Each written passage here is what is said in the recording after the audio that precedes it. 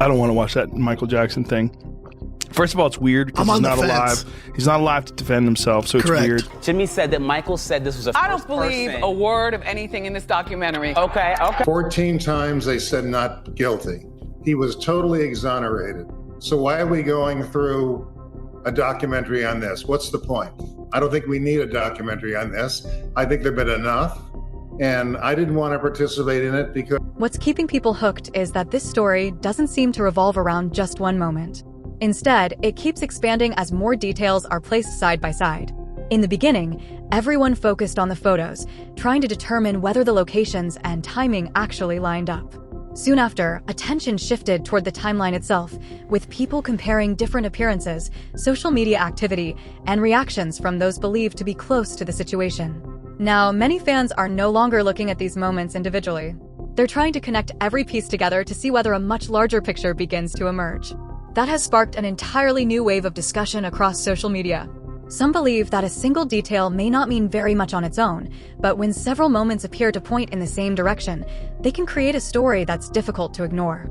Others disagree, arguing that placing unrelated events next to each other can sometimes make speculation appear more convincing than the available evidence actually supports. Another reason this topic refuses to fade away is how quickly public opinion can shift. Just a short time ago, many people believed everything looked perfectly normal and saw no reason to question anything. Today, those same fans are revisiting old photos, videos, and public appearances, wondering whether they overlooked clues that now seem much more significant. That dramatic change in perspective has encouraged many followers to reconsider their earlier assumptions and evaluate recent events through a completely different lens. For many people, the biggest question isn't necessarily what has already happened. It's whether there are still important details that haven't become public yet. That's exactly why every new post, interview, appearance, or comment continues attracting so much attention as fans attempt to piece together the complete timeline. Right now, opinions online remain deeply divided regarding Stefan and the rumors surrounding his personal life. Some believe that if the speculation eventually proves to be true, it could explain why so many unanswered questions continue to surround the situation. Others argue that it's smarter to wait until reliable, confirmed information becomes available before reaching any final conclusions. But now it's your turn. Do you think Gia and Stefan Diggs could eventually develop a more serious relationship, or is this simply another internet rumor that's growing far bigger than the facts? And what about Cardi B? Has she truly moved on for good this time, or do you think there's still another chapter waiting to unfold? Let us know what you think in the comments below. If you enjoyed this video, don't forget to like, subscribe, and share it with your friends so you never miss future updates. Thanks for watching, and I'll see you in the next one. Again. What I also kind of didn't like much about the movie is that they show him with the chimp and the weirdo stuff and all that, and kind of surprised me that they shoved that all in. Maybe they felt they had to. I never saw any of that either. I never saw Michael... Thomas Mesereau, Michael Jackson's lead defense attorney during the 2005 trial, says he deliberately chose not to participate in the Netflix documentary because he believed it presented only one side of a much larger story. According to Mesereau, the media often gives extensive attention to dramatic allegations while overlooking the evidence, testimony, and courtroom arguments that challenge those claims.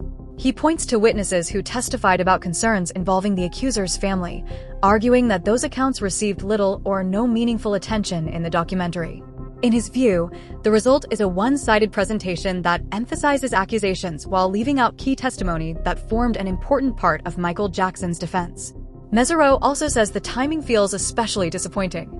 He believes this should be a celebration for Michael Jackson's legacy, with renewed excitement surrounding the upcoming biopic, his timeless music, collectibles, and even the iconic moonwalk introducing him to a new generation of fans. Instead, he argues that attention has once again shifted back to allegations connected to a case that went to trial more than 2 decades ago and ended with Michael Jackson being acquitted on all criminal counts. Whether people agree with Mesereau's criticism or not, his comments have reignited debate over how documentaries handle controversial subjects and whether they have a responsibility to present competing perspectives alongside the allegations. It's smarter to wait until reliable, confirmed information becomes available before reaching any final conclusions. But now it's your turn. Do you think Gia and Stefan Diggs could eventually develop a more serious relationship, or is this simply another internet rumor that's growing far bigger than the facts? And what about Cardi B? Has she truly moved on for good this time, or do you think there's still another chapter waiting to unfold? Let us know what you think in the comments below. If you enjoyed this video, don't forget to like, subscribe, and share it with your friends so you never miss future updates. Thanks for watching, and I'll see you in the next one. Already cleared. Well, first of all, this is a very joyous time for supporters and lovers of Michael Jackson. The biopic is setting all kinds of records. His memorabilia is selling all over the world. His music is streaming all over the world. Even his book Moonwalk is flying off the shelves. I mean, this is a great time to be a supporter and lover of Michael Jackson. So why do we need a biopic not a biopic, why do we need a documentary in the middle of this that goes back 21 years in a case where he was completely exonerated? The jury deliberated for 8 days. They had seen almost 5 months of testimony. They had been in trial 5 days a week during those 5 months. They deliberated 8 days and they came back with not guilty on every felony count and every misdemeanor count. Well, that's what it is. The media, I'm not including everybody, the media tends to want to glorify salacious allegations. They don't like to spend time on the counter argument.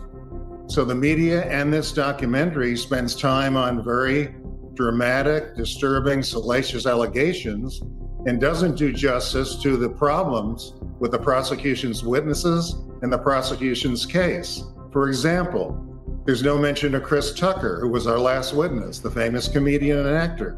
He testified as our last witness. He said that he knew this family, he had experience with them, he had concerns about them, and he told Michael to be careful. And he described the accused. This is where the story takes an even sharper turn because Brian Oxman doesn't hold back. He delivers a blunt criticism of the documentary, describing it as another hatchet job against Michael Jackson. But his argument goes beyond simply calling the film unfair. According to Oxman, the bigger problem is that many of the people commenting on the case either ignore or misunderstand key facts that emerged during the legal proceedings. He argues that when the complete timeline and the evidence presented by the defense are examined, they paint a very different picture from the one the documentary presents. In Oxman's view, the documentary asks viewers to accept a single narrative while giving little attention to the defense's arguments or the evidence that challenged the prosecution's claims. Because of that, he believes much of the backlash isn't driven solely by loyal fans defending Michael Jackson. Instead, he says it's fueled by the belief that important context has been left out, creating a version of events that emphasizes the most damaging allegations while minimizing the competing evidence that was presented in court. Whether audiences agree with Oxman's assessment or not, his criticism has become a central part of the ongoing debate over whether documentaries covering controversial cases should devote equal attention to both the accusations and the defense. Impossible. I think it is the same hatchet job that we have seen in other documentaries where people who have no clue, no understanding, no knowledge of the facts of the case come in and cry crocodile tears. Oh, the boy, he made such a convincing story. Look, you haven't seen the evidence. Brian Oxman also explains why, in his view, the documentary has been especially painful for the Jackson family. He argues that Michael Jackson is no longer here to answer questions, respond to renewed allegations, or defend himself publicly the way he once could in court. Because of that, Oxman says every time old accusations resurface, the family feels they are left carrying the responsibility of defending someone who can no longer speak for himself. He maintains that those closest to Michael Jackson never witnessed behavior they believed was inappropriate. And he further argues that the evidence presented during the criminal trial supported the defense's position that Michael Jackson did not abuse children. Those conclusions remain disputed by others, but they form a central part of Oxman's criticism of the documentary. As a result, the conversation shifts beyond legal arguments and into something far more personal.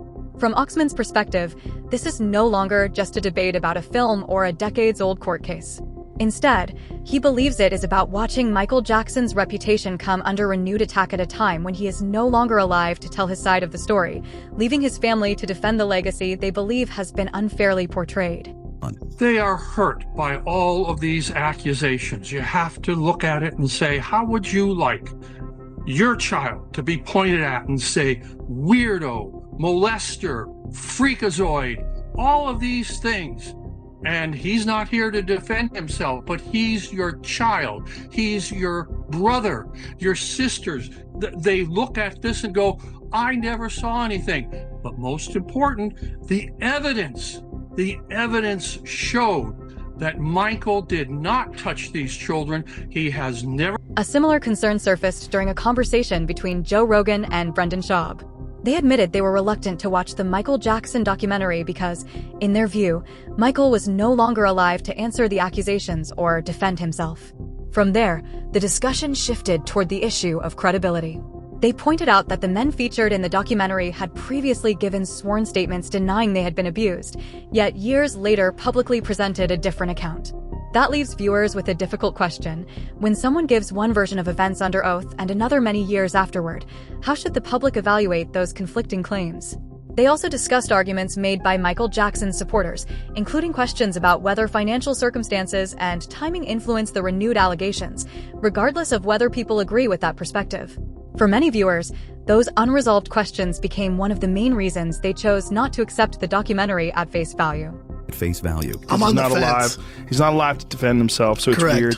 It's also stories, and people tell the truth in stories sometimes, and sometimes they don't. And you don't know. You don't know. The guy's dead. He can't defend Have himself. some respect, Schaub. Here's the thing: those two dudes who were doing it, one was the key witness when he got away in court. What dudes? The dudes in the documentary, the two are we got molested. The one was the number one key witness who's saying he didn't get molested. Okay, well, then he shouldn't be able to say anything. And both of them were witnesses. Because that means they should go to jail. And now they're like, well, no, that's not true. We were young. We were 20. How old was he? He was in his 20s? Yeah. Well, also, isn't that perjury? It means he lied in court? Be fucked. You can't lie in court either way, one way or the other. You can't lie to protect somebody, and you can't lie to accuse someone either. You can't lie. I don't know what the deal is with that. I mean, that seems like that's something they could drag him to court for. And the Jackson came out and went, well, isn't it convenient? You guys are coming out now when you're... Before anyone even begins analyzing the documentary itself, the reaction from the Breakfast Club hosts is already unmistakable. They openly say they disliked what they watched, then point to the fact that Michael Jackson's parents publicly rejected the allegations against him. From their perspective, that response showed just how firmly the family opposed the claims from the very beginning. They did not view the film as an objective examination of the controversy. Instead, they saw it as another effort to damage Michael's reputation after he was no longer alive to answer the accusations himself. And because Michael Jackson could not respond, every omission became even more significant to those who defended him. In their view, the central issue wasn't only what the documentary included, it was also what they believed the filmmakers chose to leave out. Not to show. The Michael Jackson, The Verdict, the documentary, which is now streaming on Netflix. I got a chance to watch it yesterday. I know Jess, maybe you guys didn't watch it yet. I didn't get to watch it yet. So, I mean, you watched it. Yeah, I saw it a few weeks ago. Got it. I hated it. Same. Okay, so it's a 3-part documentary. Now, involved in this docuseries, you have there's people from both sides. So on the legal side, you have prosecutors. You have Mark Garagos, who is the father of Teenie Garagos. You guys know Teenie Garagos because she led the Diddy trial. But he was one of the defense attorneys for Michael. You also have Brian Oxman, who was Michael Jackson's family attorney. They brought in 2 jurors. There's a bunch of different media talking heads. You see Michael Jackson's family in the documentary, even though they don't speak. You just see when there is one part though of it where you do see an interview that his mother, Michael Jackson's mom and dad, were in, where they're saying that all of this was BS, all of this was all allegations, right? But other than that, you just see his family coming to court. This is where the criticism grows even more intense. The hosts argue that the documentary failed to present a balanced picture of the controversy. In their view, it devoted far more attention to the allegations while giving comparatively little time to the opposing perspective. They contend that, in a case this significant, such an approach can shape how viewers interpret the story. When an audience is presented primarily with emotional testimony and serious accusations, some may leave believing the conclusion has already been reached. Michael Jackson's supporters, however, argue that the broader story also includes conflicting accounts, courtroom proceedings, earlier sworn statements, and witnesses who defended him. They believe that without those elements, audiences are being steered toward a particular interpretation instead of being given the opportunity to weigh all sides for themselves. That is why many of his defenders view the documentary not as a complete examination of the controversy, but as another chapter in what they see as a continuing negative narrative surrounding Michael Jackson's legacy. Michael rest. Can we just talk about how much we hate the doc? I hated the doc. Yeah. Okay? Not artistically or creatively, because it is very well put together. I just hate what it represents because it just left me feeling confused. You know, I don't know what to believe. The accusers look crazy in this doc. MJ looks crazy in this doc. I just don't see what the intention of this project is besides raining on the parade of the MJ movie. Because when you go see the Michael Jackson movie, that film gonna make you feel good. This doc does the opposite, and I don't think it's worth the backlash that it's sure to bring. And I still believe Michael is. They care. I think it's for them. It was a check. Like they did that documentary. They getting paid off the documentary. What did they say? Bleed. If it bleeds, it leads. It's the negativity. It's gonna sell. It's clout chasing because if they said they had the documentary done before the movie even dropped.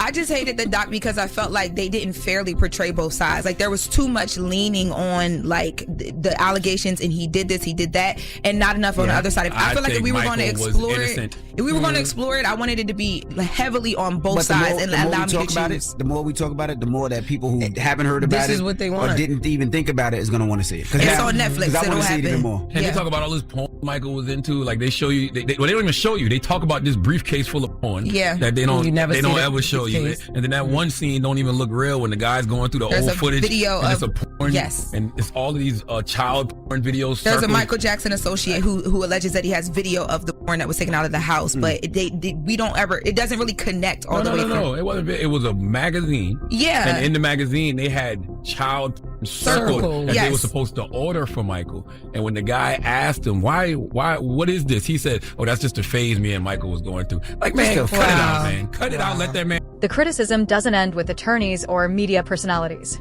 Others who spent significant time around Michael Jackson have publicly shared memories that differ sharply from the image presented in some documentaries. Among them is producer Rodney Jerkins, who worked closely with Michael and has said he never personally witnessed the behavior described in the allegations. For many supporters, statements like his carry weight because they come from someone who interacted with Michael beyond the public spotlight. Those who knew him often describe a man who is gentle, reserved, generous, and deeply devoted to music and the people closest to him. Jerkins has also expressed the view that reviving these accusations after Michael's death is deeply unfair because he is no longer here to answer them himself. Once again, the same question resurfaces. While the documentary reaches millions of viewers, people who were personally close to Michael Jackson argue that the version being presented does not reflect the individual they say they knew. When you hear those allegations, I just think that I think allegations are merely allegations. I feel as though, like, for people to come out after someone dies, you should be ashamed of yourself. Yeah, these days, yeah. Like, even like leaving Neverland. Even before all of that, though, like they're just allegations. Like we don't, isn't right now with everything going on in the outside world based off of allegations? Yeah, the whole Me Too movement. It's all based. Not just Me Too, just everything though. Everything, yeah. Everything is based off of someone saying this happened and we don't know what really happened, right? Because we weren't there, right? Yeah. I never seen anything happen, and I was around him a lot. I don't buy into propaganda. Yeah. I don't buy into all that fake stuff, like, because I really get upset when someone passes away and then you try to like kill their legacy. Like, what was it that you wasn't strong enough to do it when he was alive, so you want to, now that he's in the ground, well, let's take him. The discussion then expands beyond the allegations themselves and into a much broader interpretation of what may have been happening behind the scenes. Akon shares his belief that the campaign against Michael Jackson intensified after Michael refused to surrender control of his valuable music catalog. In Akon's view, once Michael gained extraordinary influence within the music industry, negative rumors, media attacks, and public suspicion began to grow more aggressively. For many supporters, that perspective changes how they interpret the controversy. They no longer see it solely as a series of personal accusations, but as part of a larger conflict involving power, financial interests, and ownership within the entertainment business. Akon also describes Michael as one of the kindest and most generous artists he had ever known, making it difficult for him to reconcile that personal experience with the public image portrayed in the media. From Akon's perspective, the man he worked alongside and the figure presented in countless headlines simply did not seem like the same person. Because of that. But what Akon said was that, based on his relationship with Michael, he feels that all those accusations started when Michael refused to sell his catalog. So he had access to a lot of American, just value, and he owned it. And if he didn't own it 100%, he owned it 50%. You know what I'm saying? Like, he owned a big chunk of America's value. That's the best way to put it. And at some point, they're gonna wanna have the option to buy it back or control it to an extent. Mike just wouldn't allow it. And I think at that moment, that's when a lot of the propaganda and all this whispers and stuff start coming out about him, which was clearly not true. That could be true. What I do know is that I've never met a more giving person, an artist that was willing to pay for hospital bills for people. The discussion then expands beyond the allegations themselves and into a much broader interpretation of what may have been happening behind the scenes. Akon shares his belief that the campaign against Michael Jackson intensified after Michael refused to surrender control of his valuable music catalog. In Akon's view, once Michael gained extraordinary influence within the music industry, negative rumors, media attacks, and public suspicion began to grow more aggressively. For many supporters, that perspective changes how they interpret the controversy. They no longer see it solely as a series of personal accusations, but as part of a larger conflict involving power, financial interests, and ownership within the entertainment business. Akon also describes Michael as one of the kindest and most generous artists he had ever known, making it difficult for him to reconcile that personal experience with the public image portrayed in the media. From Akon's perspective, the man he worked alongside and the figure presented in countless headlines simply did not seem like the same person. And so when he came to Stockton, I just really got a sense of compassion and humanity and community, and that was the biggest lesson of selflessness that I could ever imagine, because he didn't have to come there. And what he did was he met with all the kids to say, hey, your life matters. You're still here. You got to keep going. He paid for all the medical bills. He paid for all the funerals. He met with the staff. He went to the hospital to meet with the families. That was something I had never understood. So I fell in love with him. Years later, after Michael was gone, Jason Lee says the public persecution bothered him deeply. He admits Michael may have been too open with people's children, and that honesty makes his point stronger because he is not pretending every part of Michael's life was easy to understand. But he also says nothing he experienced made him believe Michael was the monster the media kept trying to create. That is the difference Michael's defenders keep pointing to. They are not saying Michael was a normal celebrity. They are saying being unusual does not automatically mean being evil. And when people who spent time around him speak, many describe someone damaged by fame, but not the criminal image that was repeated for years. It really bothered me when he died how many people persecuted him. And you look at the era of Me Too now, where everybody's catching a Me Too. Me Too, Me Too, Me Too. It's like Me Too again, Me Too, Men Too. Everybody's a Me Too.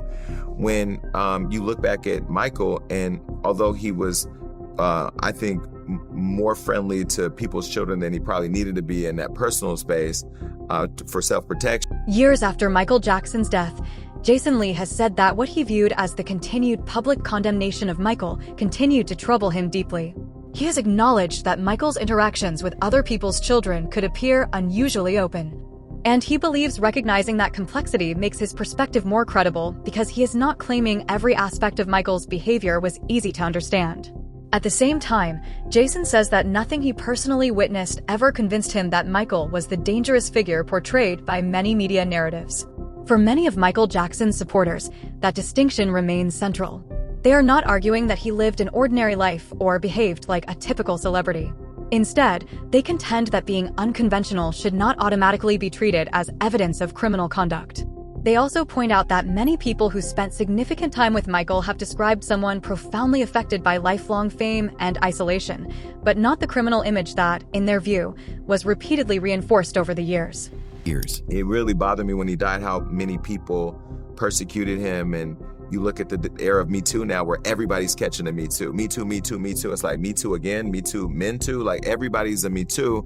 When you look back at Michael, and although he was I think, more friendly to people's children than he probably needed to be in that personal space for self-protection. I didn't get the sense from him on the phone, or the sense for what he did for our community, that Akon offers a similar perspective from his own experience inside the music industry. Having spent time with Michael Jackson, he says he came away believing the public never saw the complete picture. According to Akon, the person he encountered behind closed doors was very different from the image often presented in headlines. As the discussion continues, he expands on that belief, suggesting that Michael was confronting more than rumors and public controversy. In Akon's view, once Michael Jackson became exceptionally wealthy, gained significant influence, and took greater control over his business interests, he also attracted powerful opposition. For Akon, that possibility adds another layer to the story. He believes the attacks were not simply isolated controversies, but were connected to larger struggles involving influence, ownership, and control within the music industry, where an artist who fully understood his own value could be seen as a threat. His value. So, no, but it was all bullshit. All, not only bullshit, but Mike had a lot of power, bro. And he owned coordinated, a lot of... coordinated attack, you think? Yeah, he was... See, Mike was just a smart businessman. Yeah. And he outsmarted a lot of the guys at the top. And they wanted to come for that. Setting aside the broader debates about the music business, there are also those who defend Michael Jackson based on their own personal experiences with him. Rabbi Shmuley has said that the Michael he came to know bore little resemblance to the unusual public figure often portrayed by the media. Instead, he describes a devoted father, a deeply spiritual man, and someone whose private personality was very different from the image frequently presented on television. Perspectives like his matter because documentaries often concentrate on the most controversial and uncomfortable chapters of Michael's life. They emphasize the mystery, the allegations, and the public fascination surrounding him. Yet many people who spent time with him away from cameras have instead described someone who appeared isolated, emotionally sensitive, and eager to be genuinely understood. None of those personal accounts erase the serious questions that have surrounded Michael Jackson, but supporters argue they help explain why many believe the public narrative never captured the full complexity of the man behind the headlines. Yeah, but I don't see him in that way. Michael never moonwalked for me. He never sang for me, not even once. I think maybe once, he used to come to us for the Friday night Shabbat meals all the time. I think once he may have gone, just because kids asked him to. But we would be playing hide and seek with our kids. We would be, because he would always bring Prince and Paris. Blanket wasn't born yet. Prince was 3, Paris was 2. They were beautiful children. Michael was an exemplary father. He was around them all the time. I never really knew Michael the entertainer. I knew Michael the man, and he was a beautiful human being. The more I rehabilitated Michael's life to be more normal, the more the leeches suddenly came back and said, oh my God, he's back.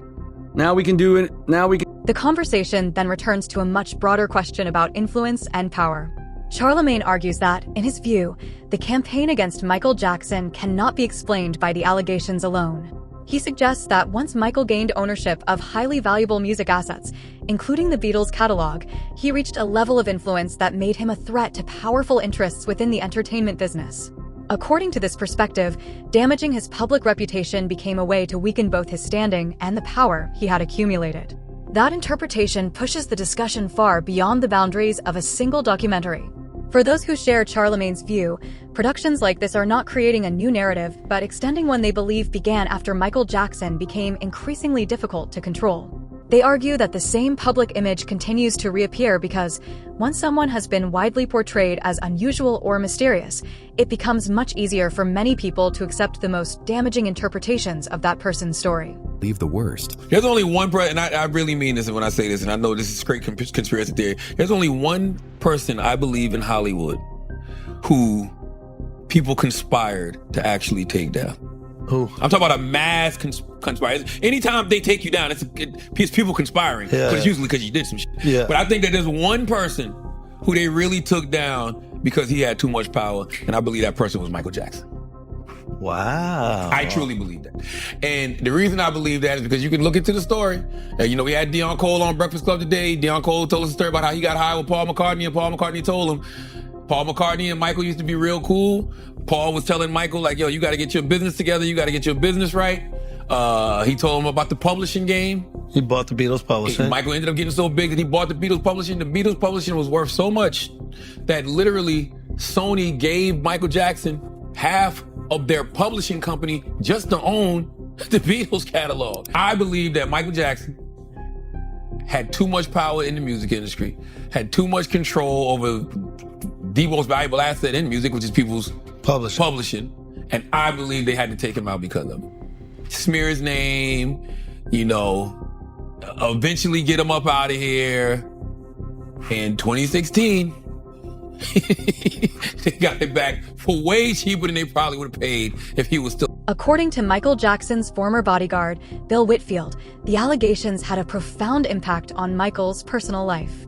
Whitfield has said he watched the accusations change him, strain important relationships, and make it increasingly difficult for him to place his trust in the people around him. In Whitfield's view, one of the most painful aspects of that period was seeing how many well-known figures who now speak warmly about Michael remained publicly silent while he was facing intense scrutiny. That perspective shifts the conversation beyond the allegations themselves. It raises another difficult question. If so many people now describe Michael Jackson in positive terms, why, according to Whitfield, did more of those voices not speak out when he was still alive and facing the greatest challenges of his career? After the trial, after the accusations, it changed a lot within him. I know that. It changed him. And I think he lost a lot of friends. I think a lot of people were stuck in between, did he or didn't he? So a lot of people certainly took some back steps in whatever relationship they had with him. So the level of trust people, it was hard to say. Again, a lot was business. A lot of phone calls I received was about business. Personally, I can't say what people, friends calling him. The level of trusting anyone was difficult. So a lot of the people showing him love now, there was nowhere to be found when he was alive? No, by no means, none of them. I can't think of one, particular celebrity that showed sincere. If you stayed with us all the way to the end, don't forget to hit the like button, subscribe to the channel, and turn on notifications so you'll be the first to catch every new video we release.